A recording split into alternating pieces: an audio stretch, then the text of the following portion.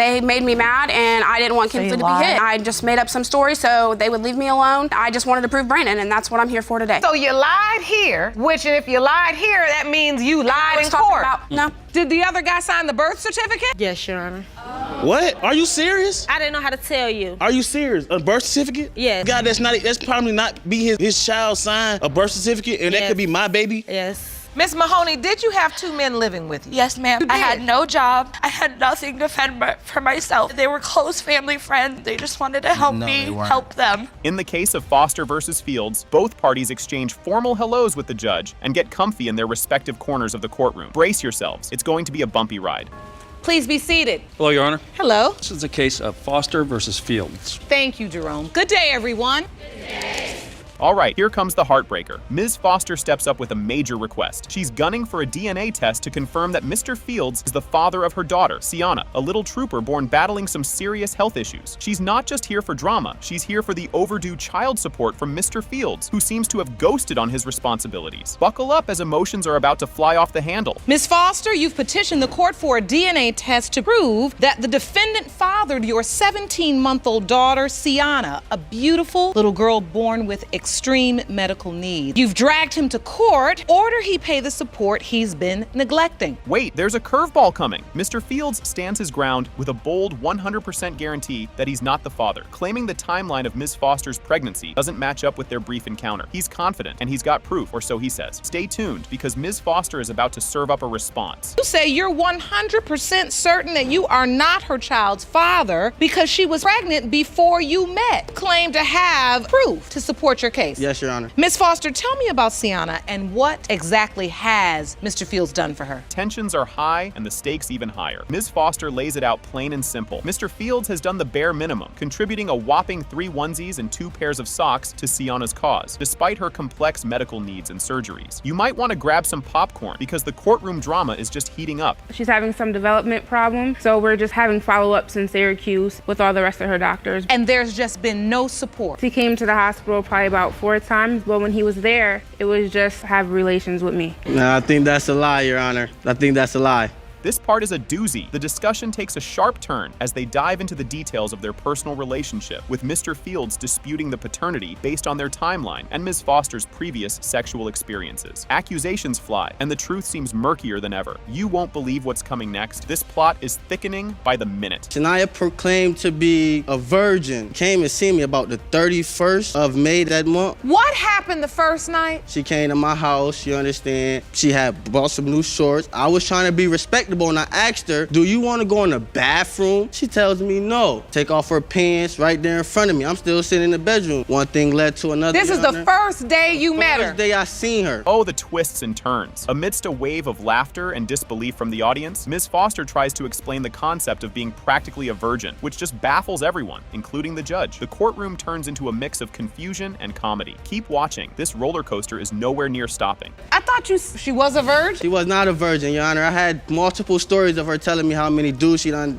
slept with and all that. Girl was Miss not a Foster, virgin. you were saying you were a virgin at that time. Were you? I was practically, before him, there was some Was other guy. practically? There was How some can you other be guy. practically a There was virgin? some other guy That's before him, and I impossible. don't count that as a partner. You said practically a virgin. Yeah. Just when you thought it couldn't get more tangled, we pivot to Ms. Foster's relentless attempts to reach Mr. Fields via his family, highlighting a saga of missed connections and alleged obsessions. Mr. Fields claims harassment. Ms. Foster claims desperation. What unfolds next is guaranteed to drop some jaws. She's texting your wife trying to get in touch with you. I never texted his wife. I have never known her until 3 days ago. Let's get some order. You're saying Ms. Foster texting your brother and your mother. Why is this out of the ordinary if she believes you're her child's father? Of course she would try to get in touch with you. You think she's trying to get in touch with you because she wants to be with you? No. Listen, I'm married. I'm really happy married. You Where's the understand? ring? What it is Where's the ring? Unraveling the web of words. The court scrutinizes a Facebook message allegedly from Mr. Fields that's all lovey-dovey, which he outright denies sending. Is it a case of hacked accounts or hidden affections? The suspense is real, folks, and the truth is about to come out under the courtroom lights. This is not going to last her. Where that's coming this from? Is temporary. What is this? A Facebook message. A Facebook message that says, I still have love for you that will never change. I wish we would have had a longer relationship. I haven't had this a Facebook. Is from Mr. I have Fields? not had a Facebook in 6 months. You're saying you didn't write this post? Listen, I didn't write it. I don't don't get on Facebook. I don't so own a bad. Facebook. This is a whole front right now. I swear to God, I'm telling you, Jake Paul knows I'm that woman. If I wanted him, I can have him. Couldn't. Get ready for the emotional whirlwind. The spotlight shifts back to the birth of Sienna, with Ms. Foster detailing the emotional and physical absence of Mr. Fields during crucial moments, despite his claims of being present. The judge is getting to the heart of the matter, and what she uncovers next will make your jaw drop. Did you ever have sex with Ms. Foster without protection? And I would No, I have had been, I'm a real protection. I had person. protection, Your Honor. This girl said she was on the Never. Depo. The Depo shot is birth control. Approximately 99% effect from not getting pregnant. I don't know what he's talking about, but I have not became on the depot, and I haven't even dealt with him since January until last month. Were you And he was sec- there at the hospital, Your too. birthday, you thought the baby He was was there at the here? hospital. So, Mr. Fields, you came to the hospital for the birth. Can you feel the tension? The judge digs deeper, challenging Mr. Fields on his fluctuating involvement and the reasons behind his sudden cold shoulder post-birth, uncovering layers of personal conflict and life changes that might just explain a lot. The verdict is just around the corner, and it's going to be a game changer. Mr. Fields, you're saying you don't believe you are Sienna's father. Nope. But you've been present I was. for so much of the pregnancy. Even in the beginning, her birth, you decided to just leave the entire situation alone and turn your back. Because it wasn't left up to me. That's the reason why. So it would have been your choice to stay I mean, I and was to thinking- support the child. Yeah, I would have did what I had to do for the baby, but it wasn't left up to me. So I mean, like I said, Hold your breath for the big reveal. The results are in. It has been determined by this court. Mr. Fields, you are her father. take care of my child. Jerome steps up with his usual flair, introducing the case to the judge, greeting her with a smooth "Hello, Your Honor," and smoothly presents the parties involved. Strap in. This is going to be a wild ride. Please be seated. Hello, Your Honor. Hello. This is a case of Benskin versus Haskett. Thank you, Jerome. Good day, everyone. Ms. Benskin. Oh, snap. Did that just happen? Judge Lake grabs the reins, addressing the courtroom with authority while acknowledging the tangled web of accusations involving paternity disputes and child support drama. Get your popcorn ready, because this is just the beginning. You have opened your case today because you say the defendant refuses to accept that 4-year-old daughter, Kinsley, is biologically his. You are here to prove he is her father before he gets locked up for unpaid child support. Is that correct? Yes, Your Honor. Hold on to your hats, folks. Ms. Benskin lays it out, claiming Mr. Haskett owes a boatload in back child support, and paints a picture of his job instability and a past filled with the not-so-glamorous confines of a jail cell. What Mr. Haskett has to say next might just surprise you. You are here with your girlfriend and claim the plaintiff is a money-hungry liar. You don't believe you fathered her daughter and plan to prove that in court today. Is that correct? Yes, Your Honor. Things are definitely heating up. Mr. Haskett takes the floor, admitting he hasn't been the financial pillar of support for the child, blaming the sporadic nature of his employment for the lack of automatic deductions. But wait, there's more. He's got an explanation that might just twist things further. You have not been supporting the child? No, Your Honor. You have not. No. No, let me explain that. All right, whenever he has a job, it does get taken out of his check automatically. She has received money. It's not like she hasn't got anything. Didn't see that coming, did you? The court dives into a sea of confusion and miscommunication about missed court dates and foggy responsibilities, shedding light on Mr. Haskett's uphill battle with the legal dates. Hang tight, because the courtroom drama intensifies from here. He rescheduled it. I wrote him on Seriously. Facebook 2 days prior and the day before and the morning of, telling him, and I talked to his family member to let them know that he was supposed to be there. Well, he's not here, so we can't tell him. Okay, well, he doesn't show up. That's his fault. That's not mine. So after a series of rescheduling of the court date, you missed the court date and were named the father by default. Yes. Yes, Your Honor. So now that you're named the father by default, you are now responsible legally for child support for this child. Yes. Yes. Are you kidding me right now? Mr. Haskett discusses his short stint in jail and continues to express his doubts about being the father. Despite the looming shadow of legal obligations, this segment is a roller coaster, and the next turn is even crazier. So were you arrested for failure to pay He child turned support? himself in. No, I had to turn myself in for failure You had to appear. But now you are behind in the child support, and you could go back to jail again Yes. for failure to pay child support, but you still don't believe you're the child's biological father. No. And to this date, Kinsley is 4 years old. You have never had a DNA test. No. You can't make this stuff up. Ms. Benskin and Mr. Haskett recount the casual nature of their relationship, filled with a few hangouts and a party or two. Just when you think you've heard it all, the story takes another twist that's hard to believe. One of my exes is friends with him. We've known each other for a long time. He had wrote me on social media, asked me to come hang out. We hung out a couple times. We went to a party. So, okay, so you went to a party. What was the nature of the relationship in your estimation, Mr. Haskett? Friendship. Just a friend. Yes. Not you trying to start a It relationship. started out to be something different, but And Margaret came back into the picture and he wanted to be back with her, which I understand. They have a daughter together, but doesn't mean he has to push my daughter off to the side. This is where it gets real. Mr. Haskett confirms the risky business of their unprotected encounters, directly leading to the paternity question at hand. Fasten your seatbelt. The revelations are just getting started. You were having sex with her, am I correct? yes. You were not using protection? No. All right, so now we're on the same page that we can make a baby with a paternity issue. So, had sex without protection. How long did this relationship go on? Months. How long was it in your estimation? Probably maybe a month to 2 months at the max, and she'd More also... than 1 month is months.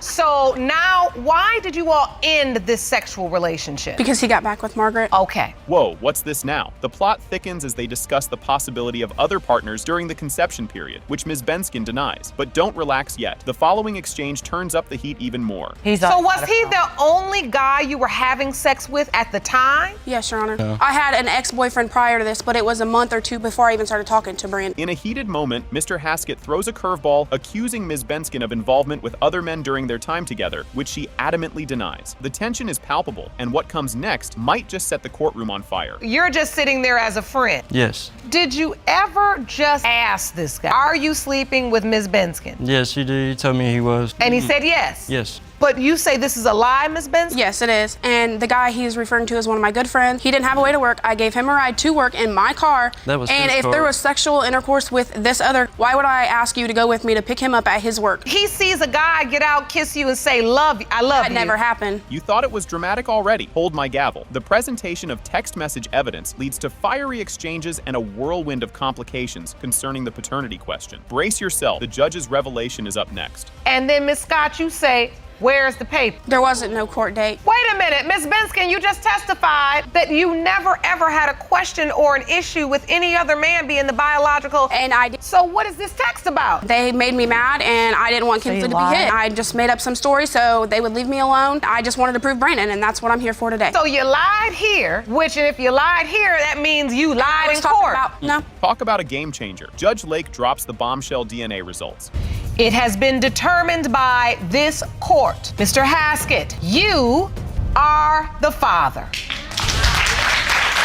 Now, how to, so we get And to I see still her, don't right? see- Yeah, I told you guys. You guys went for visitation. Without you.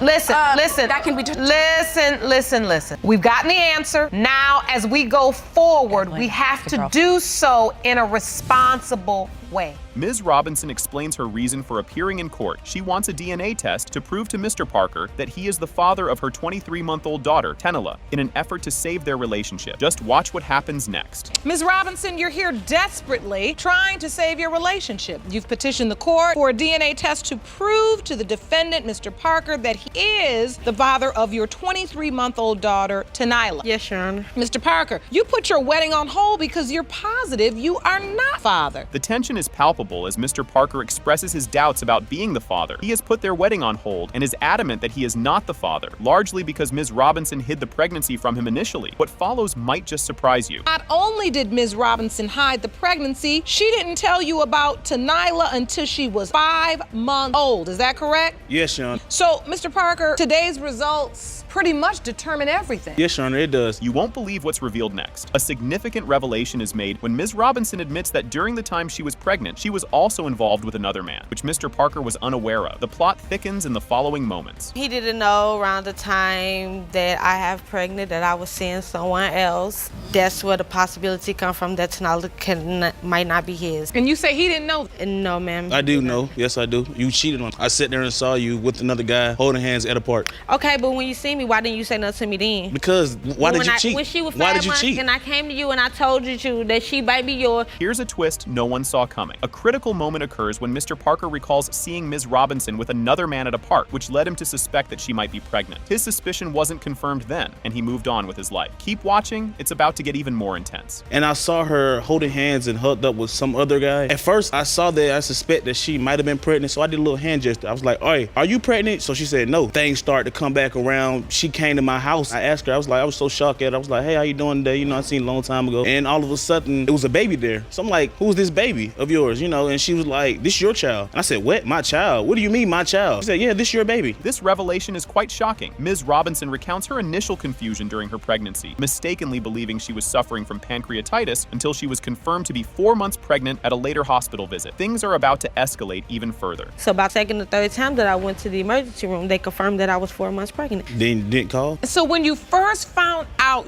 did you contact Mr. Parker at all? During my pregnancy, Your Honor, no, I have not. Were you with anybody else during that time? Yes, Your Honor, I was. The one he saw you holding hands with? Yes, Your Honor. Did you tell that guy you were pregnant?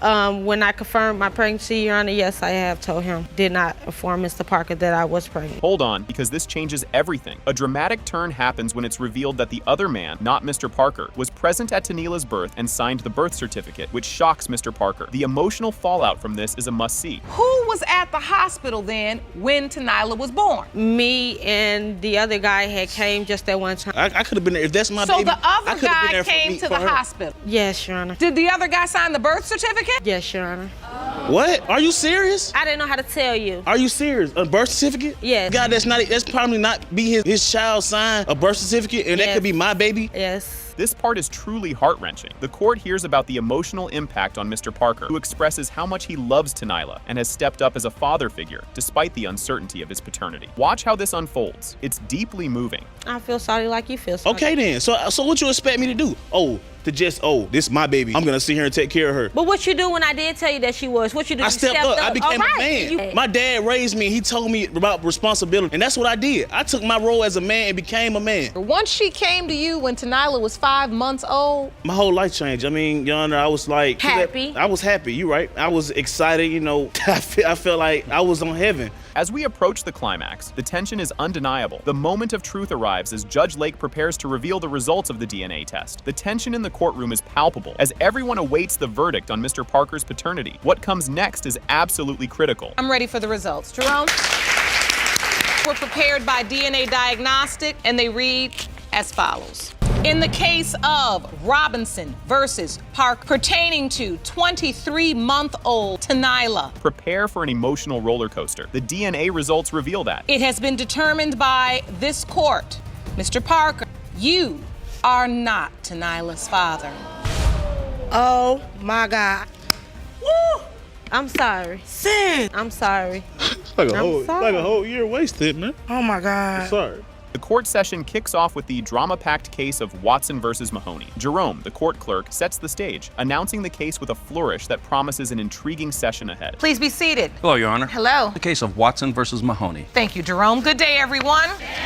Mr. Watson. Mr. Watson steps up to the plate, claiming he's not the dad of Ms. Mahoney's 4-year-old firecracker, Kevin. He argues that while he was off on an adventure, Ms. Mahoney might have been playing more than just solitaire, suggesting one of the other players could be the kiddo's real dad. You are in court to prove that you are not the biological father of the defendant's 4-year-old son, Kevin. You say that while you were away, Ms. Mahoney was having sexual relationships with 2 different men, and either of them could be the father. Yes, Your Honor. Ms. Mahoney fires back with confidence, insisting Mr. Watson is 99.9999% certainly Kevin's father, and flatly denies any side escapades. She's standing her ground like a superhero, cape and all, against Mr. Watson's doubts. You say you are 99.999% sure that Mr. Watson is the father and deny his accusations of infidelity. Is that correct? Your Honor. So, Mr. Watson, you say today's results will determine the future of your relationship. Here comes the bombshell. Mr. Watson labels Ms. Mahoney the neighborhood hoe, causing the audience to gasp like they're watching a horror movie. The judge quickly steps in, steering the ship back to more PG-rated waters, suggesting a lighter term, promiscuous. When I was away, when I came back, she was cheating, and she has a bad reputation of being basically, as I'm gonna say it, the neighborhood hoe. Okay, we're going to try to use respectful language, but